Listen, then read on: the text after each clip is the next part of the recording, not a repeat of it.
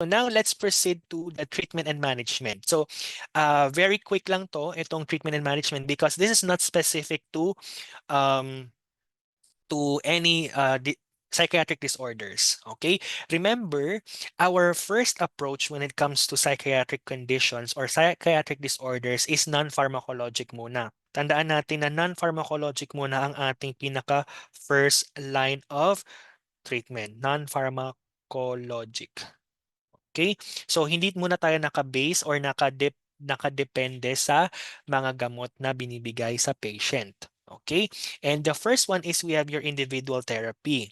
Si individual therapy, this is your one-on-one therapy. So with the nurse or the psychiatrist and the patient.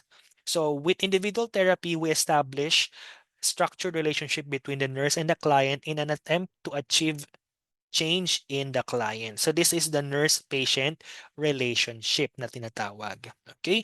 And we develop an approach to resolve conflict, develop appropriate ways of meeting the client's needs. So during the discussion, we are exploring what are the things that we can do on our end as a healthcare professional and what can the patient commit to us, okay, para ma-meet yung mga demands and needs ng patient when it comes to mental health.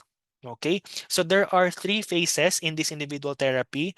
Yung dinevelop ni yung nurse-patient relationship, no, ni OREM, which is your orientation phase, wherein ito yung time na nag-establish tayo ng rapport sa patient natin and we gather the information needed.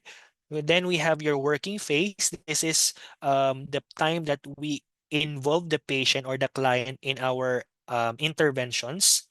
And lastly, we have your termination phase. This is the closure of the relationship if we have able to achieve all the goals that we have set to the patient during the nurse-patient relationship.